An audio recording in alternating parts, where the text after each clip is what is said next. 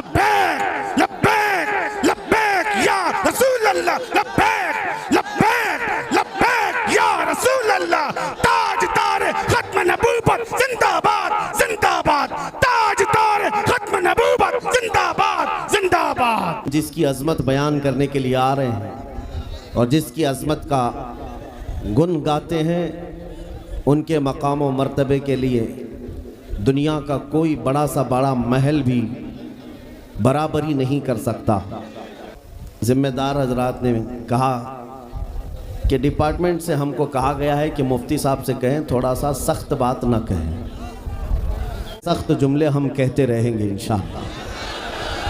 इसलिए कि हमारा मिजाज है, जिसे गाली देना है वो मुझे दे दे, जिसे गाली देना है वो मेरी माँ को, मेरे बाप को, मेरे ख़ानदान को दे दे, लेकिन कभी ख़बरदार हुजूर की तरफ अगर उंगली उठाया तो फिर हमारा मामूल यही है, जो जान मांगो तो जान दे दें, जो माल मांगो तो माल दे दें, मगर ये हमसे कभी ना होगा, नबी का जाहो जलाल दे दें।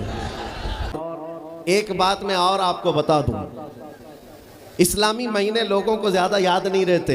मुहर्रम, सफ़र, रबीउल अव्वल, रबीउल आखिर, जनवरी, फरवरी, मार्च, ये सारी चीज़ें तो याद रह जाती हैं।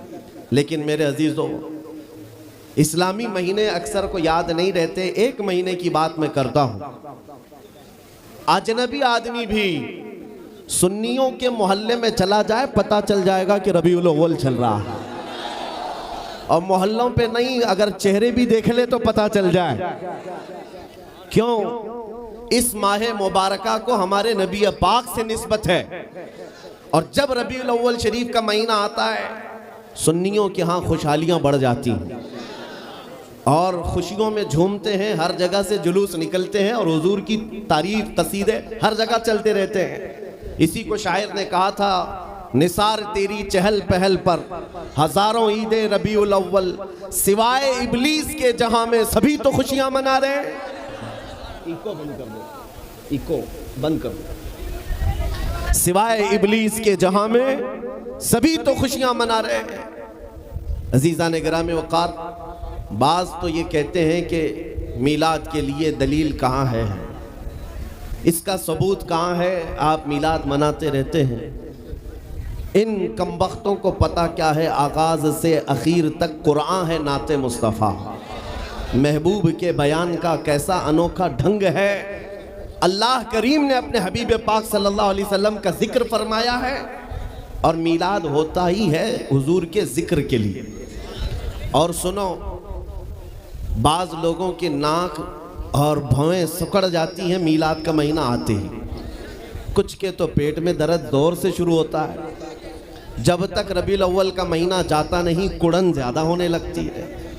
लेकिन सुन्नियों का हर बच्चा पुकार पुकार कर कहता है, आई नई हुकूमत सिक्का नया चलेगा, आई नई हुकूमत सिक्का नया चलेगा। आलम में रंग बदला सुबह शबे विलादत, हुजूर की विलादत के दिन पूरी कायनात की किस्मत बदल गई है। लोगों ने ये बताना शुरू किया, हुजूर जब पैदा हुए थे मक्का में, उस वक्त तो मीलाद नहीं मनाई गई थी, ये आज से शुरू हो गया है। मैं उनसे कहता हूँ, मक्का में जब हुजूर पैदा हुए थे तब ईमान वाले नहीं, काफिर ही काफिर थे। साहब कौन थे? कुफ्फार और मुशरिकीन थे, सिवाय आपके दादा और आपकी वालदा की। लेकिन खुशियां मनाना ईमान वालों का हिस्सा है, काफिरों का नहीं। हुजूर जब 53 साल की उम्र के बाद हिजरत करके मदीना जा रहे थे, तो आपको पता है सुन्नियों, हुजूर मदीना तैयबा में यूं ही दाखिल नहीं हुए। मदीना तैयबा में जब हुजूर तशरीफ ला रहे थे, घर घर से बच्चे, जवान, बूढ़े, औरतें, मर्द सब रास्तों पर खड़े हो गए थे और हुजूर का वालिहाना इस्तकबाल किया था। तलअल बद्रु अलैना मिन सनियातिल वदाई वजब शुक्र अलैना मा दआ लिल्लाहि दाई। ये मदीने की छोटी बच्चियां दफ बजा करके इस्तकबाल कर रही थी मेरे नबी पाक का। मैं ये कहता हूँ, मदीने वालों की किस्मत में तो था हुजूर की आमद की खुशियां मनाना। वो क्या कह रहे थे? तलअल बद्रु अलैना मिन सनियातिल वदाई, जिसका मतलब समझो है नौजवानों, मदीने की बच्चियां कह रही थी सनियतुल वदा की घाटी से हम पर 14वीं का चांद तुलू हो गया है और अल्लाह की तरफ बुलाने वाला रसूल अब हमारे दरमियान आ गया है। ये कह कह करके बच्चे खुशियां मना रहे थे। मैं ये कहता हूँ, आज जिन लोगों को दलील सबूत फलां ढिकां ये सब चीज़ें मीलाद में याद आती हैं, उनसे मैं कहता हूँ मक्का के कुफार की किस्मत तुम्हें मुबारक, मदीने के आशिकों की किस्मत हमें मुबारक। बल्कि पुकार कर कहना हश्र तक डालेंगे हम, पैदाइश मौला की धूम मिसले फारस नजद के किले गिराते जाएंगे। खाक हो जाएं अदू जलकर मगर हम तो रजा, दम में जब तक दम है जिक्र उनका सुनाते जाएंगे। दम में जब तक दम है जिक्र उनका सुनाते जाएंगे। कुरान पाक में अल्लाह ने जो फरमाया है उसका तर्जुमा बामुहावरा या अशार में अगर सुनना हो तो ये कि मोहम्मद से वफा तूने तो हम तेरे हैं, ये जहां चीज है क्या लौहो कलम तेरे, बेशक बेशक लौहो कलम तेरे हैं। ऐ सुन्नियों बात सिर्फ इतनी है कि आज इसकी उसकी बात ना करो, उनकी बात करो, हर दिल पे राज करो। आपको पता है दुनिया में अगर इज्जत पाना है तो हुजूर की बात करो।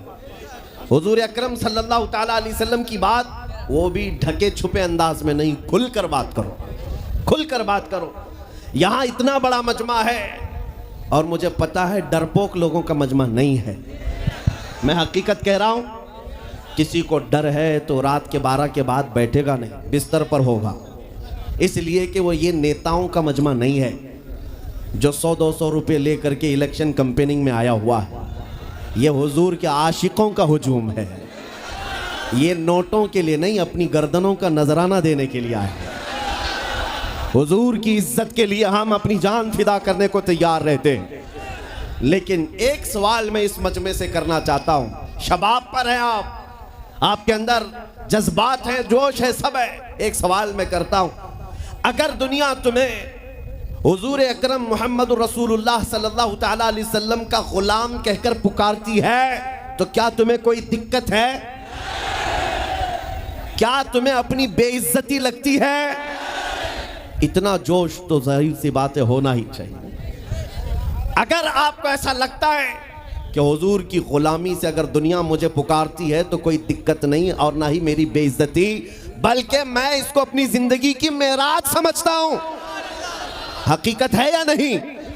मैं मेरे अजीजों पर्सनल बात बता रहा हूं। दुनिया मुझे मेरे जुब्बे से, मेरे टोपी से, मेरे नाम से, मेरे बाप से, मेरे खानदान से, मेरे ओहदे से, मेरे इल्म से ना पहचाने, ख्वाहिश सिर्फ इतनी है कि दुनिया मुझे मदीने का कुत्ता कहकर बुलाए, नबी करीम सल्लल्लाहु ताला अलैहि वसल्लम के दरबार का कुत्ता कहकर पुकारे। इस बात पर हमें फख्र है। आपको फख्र है या नहीं? और अगर आपको फख्र है हुजूर की गुलामी पर तो तवज्जो, ये सवाल मैंने बड़ी जिम्मेदारी से किया है, आपको बड़ी जिम्मेदारी से किया है। अगर दुनिया तुम्हें हुजूर का गुलाम कहती है तो आपको कोई आपत्ति नहीं, खुशी से आप कहलवाओगे। जब खुशी से कहलवाते हो तो हुजूर के पूरे गुलाम बन जाओ, आधा तीतर आधा बटेर नहीं, हुजूर के पूरे गुलाम। अब ये नहीं है कि चेहरा यहूदियों की तरह, कपड़े ईसाइयों की तरह, अखलाक किसी और कौम की तरह और बात में हुजूर की गुलामी की करूं, नहीं। दुनिया को फख्र के साथ कहो हुजूर पाक सल्लल्लाहु ताला अलैहि वसल्लम की गुलामी में जीना भी और मरना भी मुझे पसंद है। अक्सर अपनी तकरीरों में कहता हूँ, चंद दिनों पहले की बात है, एक ऑटो ड्राइवर साहब थे, उन्होंने आकर हमसे पूछा क्या इस ज़माने में भी दाढ़ी रखना वाजिब है? हालात बहुत ख़राब हो चुके हैं, मसलियात और हिकमत में कुछ आप नरमी का कौल कर दें, नरमी की बात कहें। हमने कहा इस ज़माने में और बड़ा वाजिब है, और बड़ा वाजिब है। वजह यह है कि जिसको तलवार और चाकू नहीं चुभती उसे दाढ़ी चुभती है। हुजूर पाक सल्लल्लाहु ताला अलैहि वसल्लम की मोहब्बत में अब मैं ही खड़ा हो गया, जितने खड़े हैं खड़े रहने, उनको देखना है इसलिए हम खड़े हो गए, इसलिए कि कुर्सी बहुत देर तक अच्छी भी नहीं है।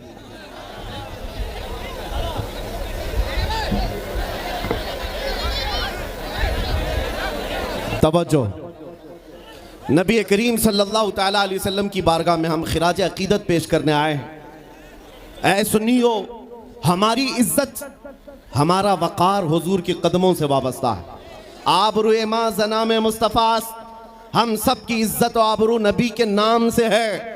अगर हुजूर का नाम निकल गया हमारी ज़िंदगी से तो हम चलती फिरती लाशें हैं, हमारा कोई अपना वजूद नहीं। आपको पता है तुम जितने सेकुलर बनना चाहो, जितने आम आदमी बन करके जीना चाहो, लेकिन फिर भी दुनिया तुम्हें नबी के नाम से ही पहचानती है, हुजूर के नाम से पहचानती है।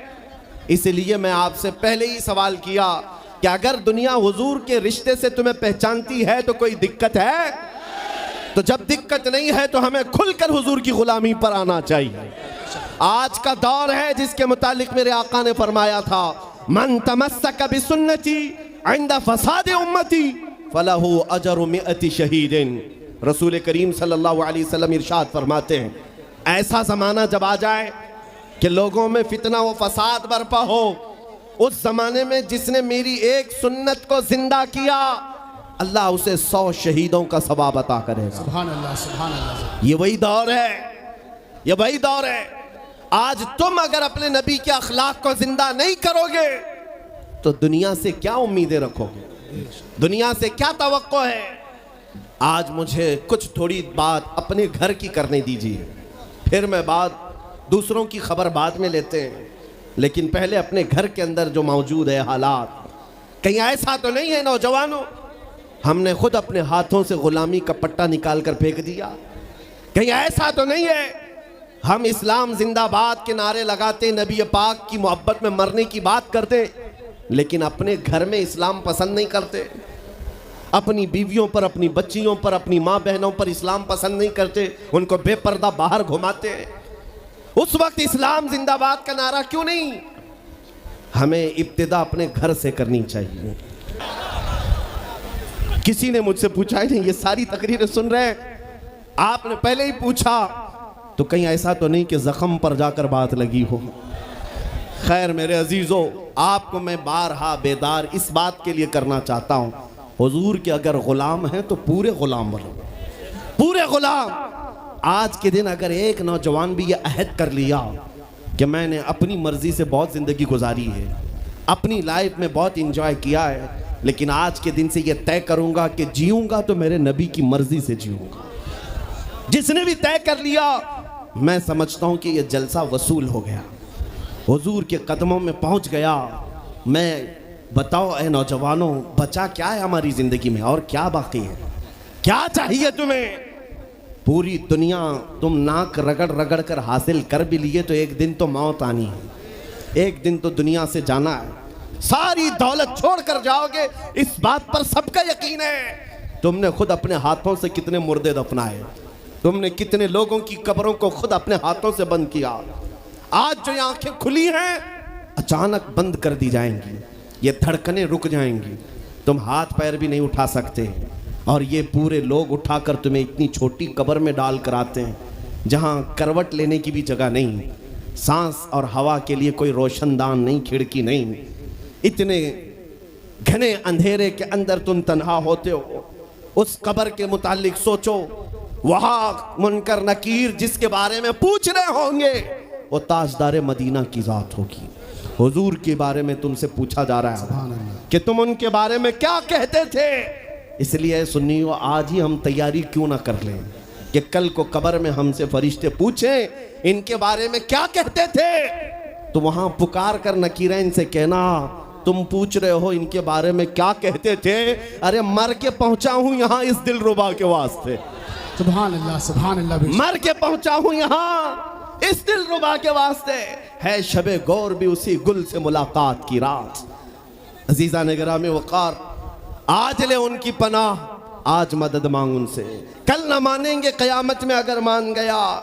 सिर्फ मैं तुम्हारे उन अखलाक की बात कर रहा हूँ, बड़े दर्द दिल से कह रहा हूँ। आ जाओ वापस उस नुक्ते पर जहाँ मेरे नबी ने हमें छोड़ा था, आ जाओ उस रास्ते पर जिस पर चलने वालों पर अल्लाह ने इनाम नाजिल किया है।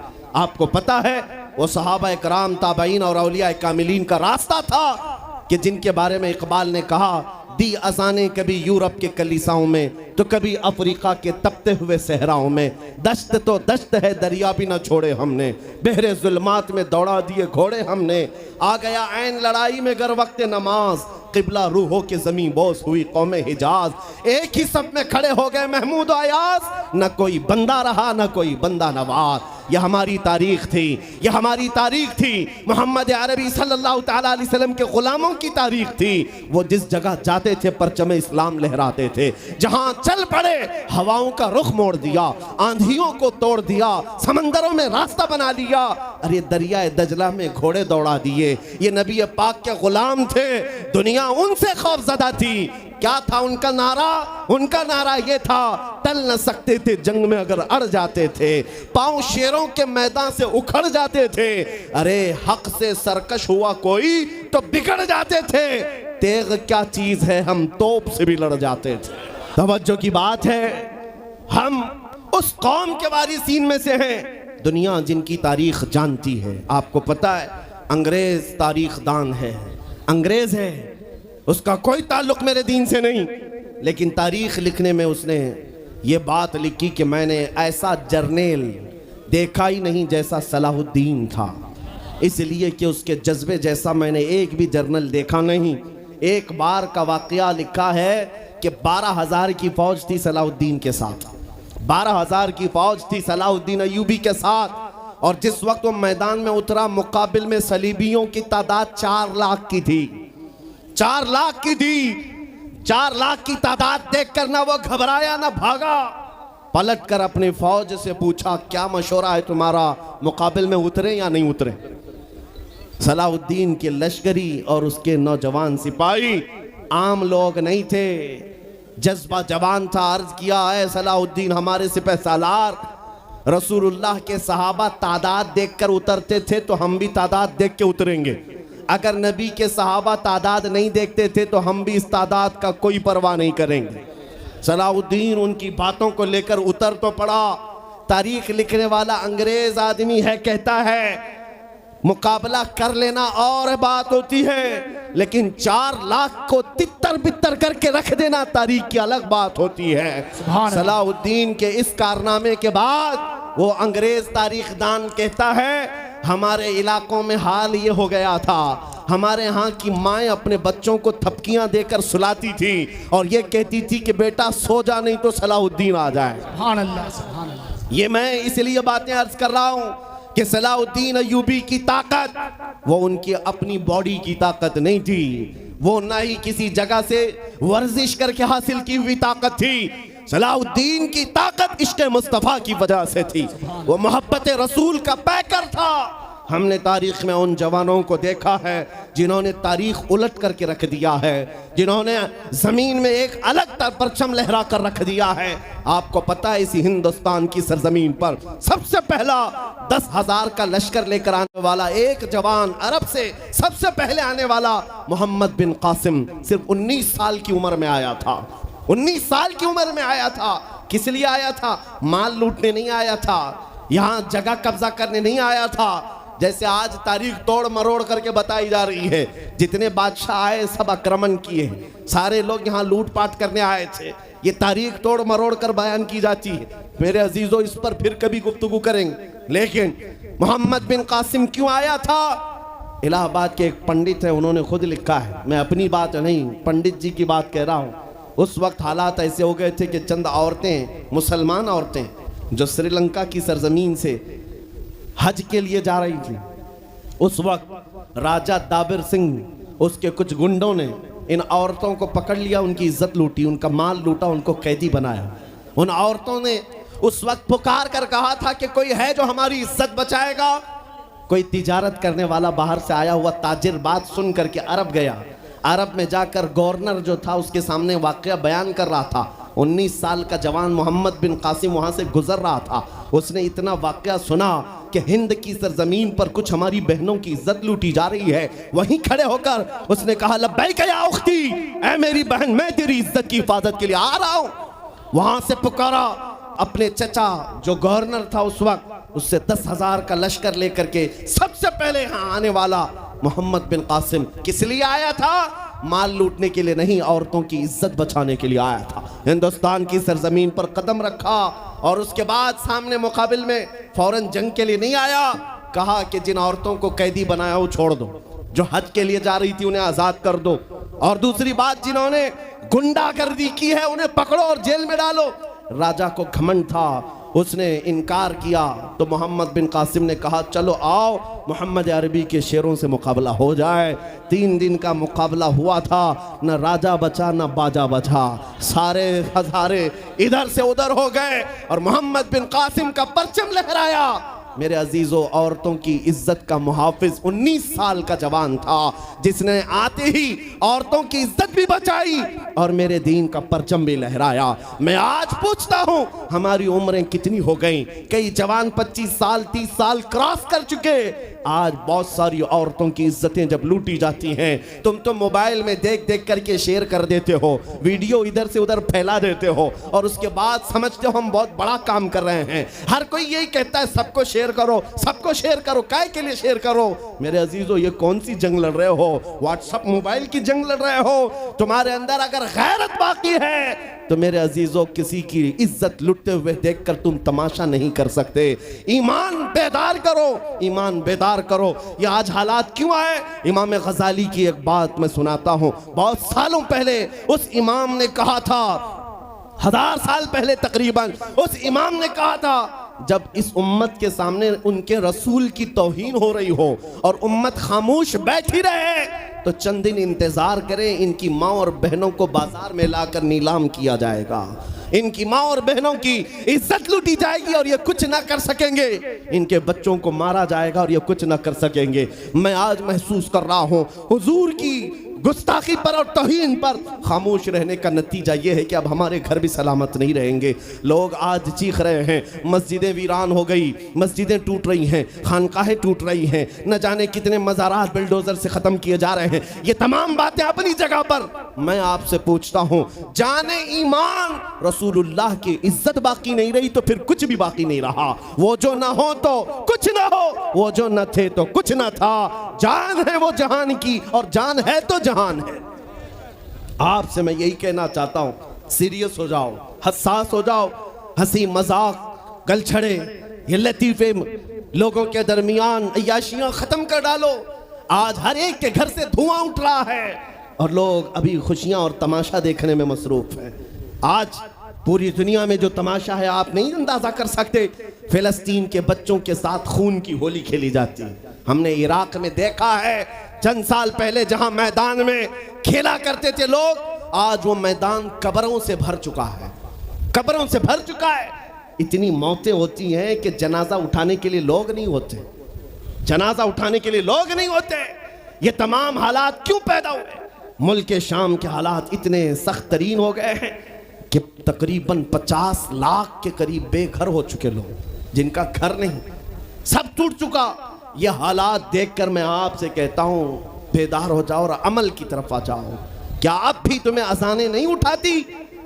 नमाजों के लिए दौड़ते नहीं? अल्लाह का कहर जब आता है, पकड़ आती है, तो फिर कोई तुम्हें नहीं बचा सकता, कोई नहीं बचा सकता। मैं वार्निंग भी दे रहा हूं और आपको बता भी रहा हूं कि नबी करीम सल्लल्लाहु तआला अलैहि वसल्लम का दरवाज़ा अभी खुला हुआ है, खुला हुआ है। और वो ऐसा नबी है, ऐसा नबी है जिसके दरबार से वाबस्ता होने में कभी आपको शर्म नहीं आएगी इंशाअल्लाह, और कभी आप अपने आप को बेआबरू नहीं समझेंगे, कभी नहीं। मैं अपनी प्रैक्टिकल लाइफ बता रहा हूँ। हुजूर की मोहब्बत में, वो वफा में जो मज़े हैं वो दुनिया में कहीं नहीं, कहीं नहीं है। जब बेचैन दिल होता है तब भी हम, मेरे अजीज़ों, गाने सुनकर के अपनी बेचैनी दूर नहीं करते। हम पिकनिक पॉइंट पे जाकर अपनी बेचैनी दूर नहीं करते। जब ज्यादा बेकरारी हो तो यही कहते, उनके निसार कोई कैसे ही रंज में हो, जब याद आ गए हैं सब गम भुला दिए हैं, उनकी महक ने दिल के गुंचे खिला दिए हैं, जिस राह चल दिए हैं कूचे बसा दिए हैं। हुजूर को याद कर लेते हैं, बेचैनी दूर होती है, बेकरारी दूर होती है। आपको मैं ये बात कहना चाहता हूँ, हुजूर की वफा में जो इज्जत है वो कहीं नहीं है, हुजूर की गुलामी में जो इज्जत है वो कहीं नहीं। आज आपके दरमियान मैं यहाँ आया हूँ, फतेहपुर सिकरी पहली मर्तबा, लेकिन तुम्हारा जोश और जज्बा मेरे अजीज़ों, रात के 12 बजे के बाद मुझ जैसे एक अदना तालिब इल्म के इस्तकबाल के लिए अगर इतना मजमा खड़ा है, जो खड़ा है खड़ा है, जिसको जगह नहीं वो भी, जिसको जगह है वो भी। क्यों? कोई बड़े पार्टी का नेता आया है क्या? किसी गवर्नमेंट का ओहदेदार आया है?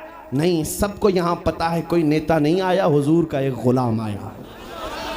हमारी आज जो इज्जत है वो सिर्फ इसीलिए है, जब तक बिके न थे तो कोई पूछता न था। या रसूल अल्लाह, तुमने खरीद कर हमें अनमोल कर दिया। जब तक के मदीने से इशारे नहीं होते, रोशन मेरी किस्मत के सितारे नहीं होते। इसलिए आपसे भी कहता हूँ, बेदाम ही बिक जाइए बाजार नबी में, बेदाम ही बिक जाइए बाजार नबी में। अरे इस शान के सौदे में खसारे नहीं होते। नारे तकबीर, लब्बैक लब्बैक लब्बैक या रसूल अल्लाह, लब्बैक लब्बैक लब्बैक या रसूल अल्लाह। ताजदार खत्म नबूवत, ताजदार खत्म नबूवत। मैं अपनी गुफ्तगू को समेटते हुए बात अर्ज करता हूँ, तुम्हारे यकीन को बढ़ाने के लिए कहता हूँ, आज भी तुम्हें पता होना चाहिए, हमारे दर्द को कोई समझने वाला है तो आमिना का लाल है, वो मकीने गुंबद खजरा है, जो बेकसों का कस, जो बेसहारों का सहारा। उस रसूल पाक की आदत ही ये है, आता है फकीरों पे उन्हें प्यार कुछ ऐसा, खुद भीख दें और खुद कहें मंगते का भला हो। आपको मैं ये बात बार बार इसलिए कह रहा हूं कि तुम ये मांगना छोड़ दो, लोगों के यहाँ हाथ फैलाना छोड़ दो, इनकी उनकी नौकरी चाकरी करना छोड़ दो। मेरे मुर्शिद ताजु शरिया फरमाया करते, बुल हवस सुन सीमो जर की बंदगी अच्छी नहीं, बुल हवस सुन सीमो जर की बंदगी अच्छी नहीं, उनके दर की भीख अच्छी सरवरी अच्छी नहीं। दुनिया में कहीं इज्जत नहीं पाओगे जो मेरे नबी की गुलामी में पाओगे। इसलिए कि हमने हुजूर से वाबस्ता होने वालों को देखा है, वो बिलाल हबशी हबशा के रहने वाले थे, अगरचे रंग काला था, लेकिन जब मेरे आका की गुलामी में आए तो मेरे आका ने उन्हें काबे की छत पर चढ़ा दिया, और काबे की छत पर से अजान देकर बिलाल ने ये लोगों को बता दिया, ऐ लोगों मुझे देखो, रंग से इज्जत नहीं, मुस्तफा के कदमों से इज्जत है।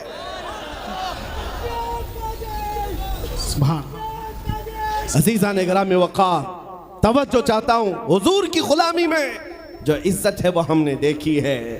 जो लोग सहाबाए कराम, जो सहाबाए कराम, सैयदना अमीरुल मोमिनीन उमर इब्न खत्ताब, जिनका हाल ये था 36 लाख स्क्वायर किलोमीटर पर तनहा हुकूमत करते थे। उस वक्त मिस्र भी, शाम भी, यमन भी, इराक भी, फिलिस्तीन भी, अरब, ये 6 कंट्री पूरे मिलाकर तन्हा हजरत उमर की निगरानी में थे। और ऐसी निगरानी नहीं कि यहाँ बैठ करके बड़ी बड़ी मीटिंगें कर रहे हों और गरीब खस्ता हाल सो रहे हों। उस खलीफा इस्लाम का हाल ये था, वो मदीने में बैठकर खिलाफत कर रहा था, और बड़ी दूर एक औरत अपनी बेटी से कह रही है कि आज थोड़ा दूध में पानी मिला ले। बेटी कहती नहीं, खलीफा उमर बिन खत्ताब की खिलाफत है, उमर इब्न खत्ताब की खिलाफत है। घरों में तक उमर इब्न खत्ताब की निगरानी थी। ये कौन? उमर इब्न खत्ताब रज़ी अल्लाह ताला, जिन्होंने लोगों का खून चूस करके हुकूमत की कुर्सी नहीं बिठाई। और दूसरी बात ये भी कि वो उमर सादा जिंदगी गुजारने वाले, उनकी सिक्योरिटी भी ऐसी नहीं थी कि रोल्स रॉयस लगी हुई हो, काली गाड़ियाँ आगे पीछे घूमती हों। मेरे अजीज़ों, उस उमर इब्न खत्ताब की बात कर रहा हूँ। जब बैतुल मुक़द्दस फतह हो गया तो वहाँ से हज़रत अबू उबैदा बिन जर्राह ने ख़त लिख करके भेजा कि लोगों की ख्वाहिश है उमर इब्न खत्ताब आप तशरीफ़ लाएं, बैतुल मुक़द्दस की चाबी आपके हाथ में दी जाएगी, आप तशरीफ़ लाएं। तो उमर इब्न खत्ताब रज़ी अल्लाह ताला अन्हु मदीने से चल पड़े अपना एक ग़ुलाम लेकर के। लेकिन ग़ुलाम और ख़ुद होने के बाद एक ही घोड़ा था। तय ये कर लिया ग़ुलाम के साथ कि 1 मील मैं बैठूंगा तू चलेगा, और दूसरे मील तू बैठेगा मैं चलूंगा। ये शान उमर इब्न खत्ताब रज़ी अल्लाह ताला अन्हु की। मैं क्यों कह रहा हूँ अभी बताता हूँ। और इस तरह से सफ़र कटता रहा। 1 मील खुद बैठते, 1 मील ग़ुलाम बैठता था, क्योंकि उनके अदल के सामने किसी की नहीं चलती। फिर जब इत्तेफाक ऐसा है बैतुल मुक़द्दस करीब आया, लोग सब देखने के लिए बाहर आए, लेकिन घोड़े पर बैठने की बारी ग़ुलाम की थी और आपकी चलने की थी। बारी बारी है, ग़ुलाम बैठा हुआ आ रहा है और खलीफा वक्त रस्सी पकड़ा हुआ आ रहा है। लोग दौड़े दौड़े आए, फ़िलिस्तीन के अमीरुल मोमिनीन कहकर नारा लगा रहे थे। तो जो मौजूद सहाबा थे उन्होंने बताया ये घोड़े पर बैठा हुआ अमीरुल मोमिनीन नहीं है, ये घोड़े की रस्सी पकड़कर जो आ रहा है वो अमीरुल मोमिनीन है। ईसाइयों ने पहली मर्तबा देख करके पूछा था, ए मुसलमानों क्या तुम्हारा बादशाह ऐसा भी होता है? उस वक्त सहाबा ने कहा, पहली बात तो हमारे यहाँ बादशाह होता ही नहीं, बादशाह नहीं होता। और उनकी ये जिंदगी मैं इसलिए बता रहा हूं। फिर ईसाइयों ने कहा, अगर ये घोड़े की रस्सी पकड़कर चलता है तो इसके डर से कैसर और किसरा क्यों कांप रहे हैं? इसके डर से पूरा ईरान, पूरा रोम कांप रहा है। आखिर कौन सी ताकत है इस उम्र के अंदर? ये तो रस्सी पकड़कर घोड़े लेकर चल रहा है। तब जानते हो मेरे अजीजों, उमर इब्ने खत्ताब रदी अल्लाह तआला अन्हु ने लोगों को जमा करके बताया, ऐ लोगों सुनो, मेरी हैसियत सिर्फ इतनी थी, मैं खत्ताब का बेटा उमर, बचपन में 2 बकरियां मुझसे नहीं संभाली जाती और मेरे बाप मुझे हर दिन मारते थे, बकरियां नहीं संभालनी आती।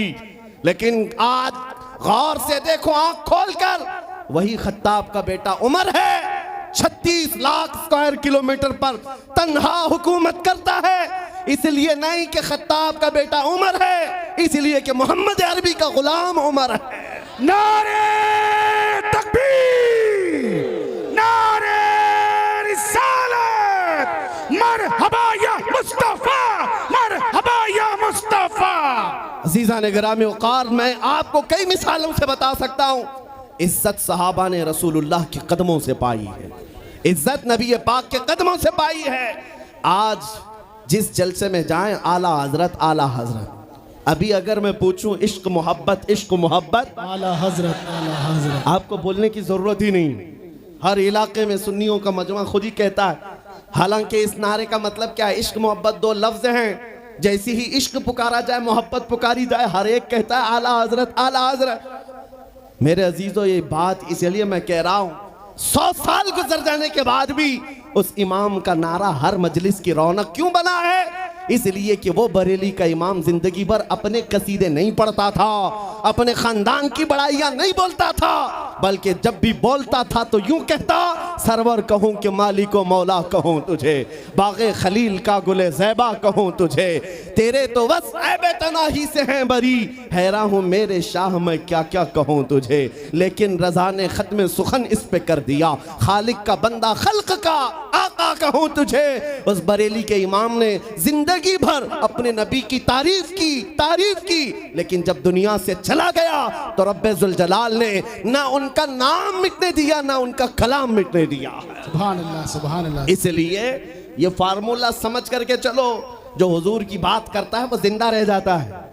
आज भी आपको ये कसीदा याद है, मौलाया सल्ली व सल्लिम दाइमन अबदा, सुने हो कि नहीं सुने हो? ये कसीदा उर्दू में नहीं है, अरबी में है। तुम्हें तो अरबी शायद समझ में आती नहीं आती, लेकिन सबको पढ़ने में लुत्फ आता है, सुनने में लुत्फ आता है। ये शरफुद्दीन बूसीरी का लिखा हुआ 700 साल पहले का कसीदा है। मेरे नबी की मोहब्बत में लिखा था। जब फालिज की बीमारी हो गई थी, लकवा, पैरालाइज हो गया था और इलाज करा करा कर थक गए, आखिर में एक दिन कमरे में बैठकर यही कसीदा लिखने लग गए।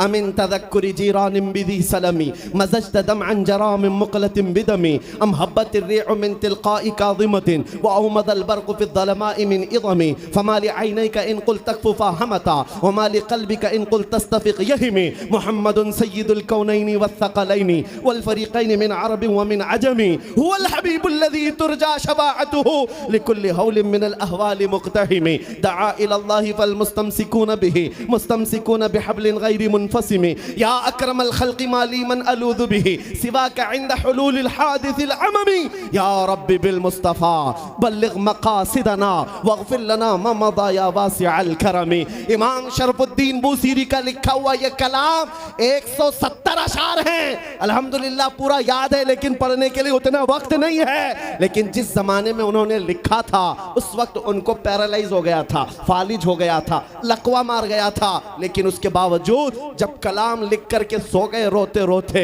किस्मत जाग गई, ख्वाब में मेरे आका तशरीफ लाए। कहा बूसीरी जो कलाम तुमने लिखा हमें भी सुनाओ।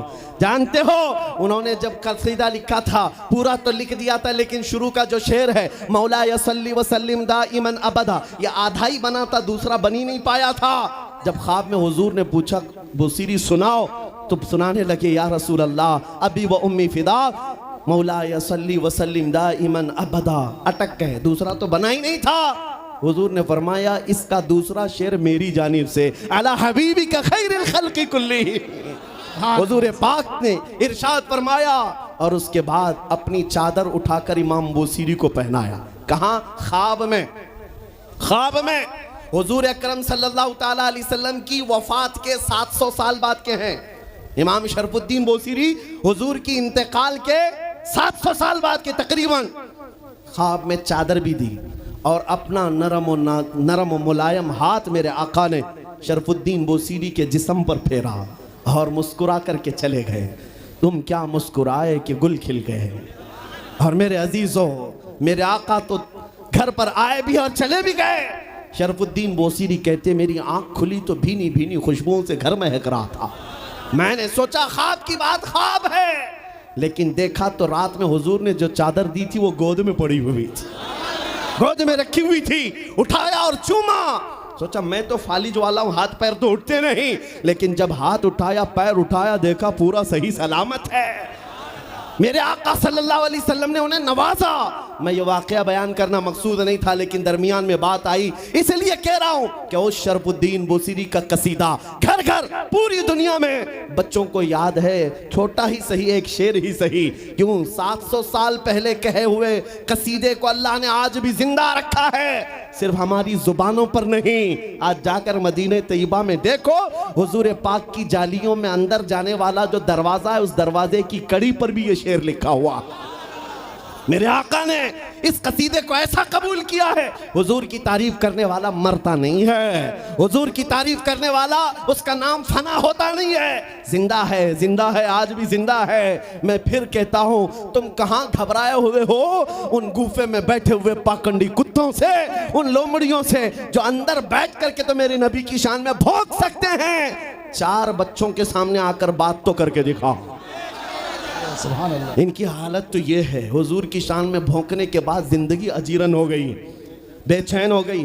बगैर सिक्योरिटी गार्ड के बाहर निकलना दुभर हो जाता है, नहीं आ पाते। रात की नींद भी खराब, दिन का चैन भी गया। अरे इनके गुफे में अगर हमारा 8 साल का बच्चा भी चला गया पानी पीने के लिए, एटम बम लगने लगता। वो कहते आतंकवादी आ गया था। 8 साल का बच्चा, क्यों? ये डर क्यों सवार है? हुजूर की शान में जब तौहीन करोगे डर डर करके ही मरोगे। और हुजूर की जो तारीफ करता है वो पूरी दुनिया में चहकते महकते हमेशा लोगों के दिलों में जिंदा रह जाता है। आज इस हिंदुस्तान की सरजमीन पर छोटा सा कस्बा है, लेकिन हर जवान पुकार रहा है लब्बैक या रसूल अल्लाह।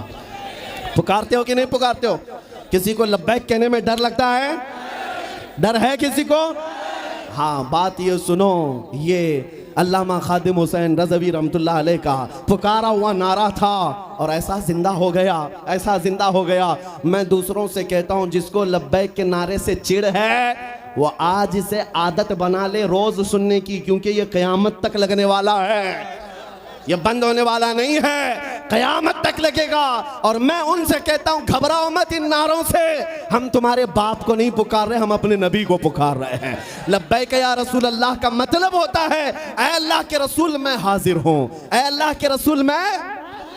तर्जुमा क्या है? ऐ अल्लाह के रसूल मैं। लब्बैक या रसूल अल्लाह का मतलब ही होता है ऐ अल्लाह के रसूल मैं। और जब अपने नबी को पुकार रहे हैं तो डरना किस बात का, खौफ किस बात का?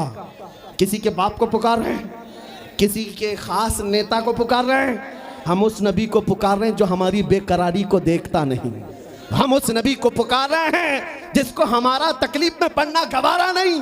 अजीजुन अलैहि मा अनितुम, और इस यकीन के साथ पुकारते हैं हम यहाँ से पुकारे वो वहाँ से सुने।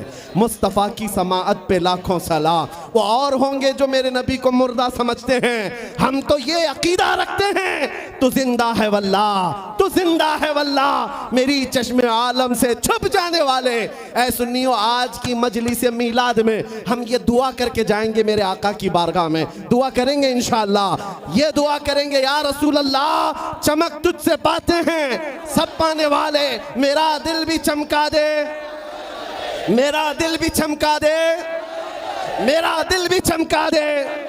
बरसता नहीं देख कर अब्र रहमत, बदों पर भी बरसा दे बरसाने वाले। मैं मुजरिम हूँ आका, मुझे साथ ले लो कि रास्ते में हैं जा बजा थाने वाले। आका अब इन दुनिया के कुत्तों को देख देख कर थक चुके, अब हमारी आंखें खीरा होने को आ गई हैं, हमारी आंखें बेहयाइयों को देख करके बेरौनक होने लग गई हैं। इसलिए मदीने के ताजदार आपके दरबार में सिर्फ इतनी अर्ज है, इतनी अर्ज है मेरे आका आओ कि मुद्दत हुई है तेरी राह में अखियां बिछाते बिछाते, तेरी यादों में तेरी हसरतों में बड़े दिन हो गए घर को सजाते सजाते। सुना है आप हर आशिक के घर तशरीफ लाते हैं, मेरे घर में भी हो जाए चरागा, मेरे घर में भी हो जाए चरागा। हर सुन्नी की तड़प है या नहीं मेरे आका हमारे घर तशरीफ लाएं? हर एक की तमन्ना है या नहीं? और हर उम्मती की ये तड़प है। तो सुनो, ये आज वादा करके जाओगे अपनी मर्जी से नहीं जिएंगे, अपनी मर्जी से, किसकी मर्जी से? नबी की।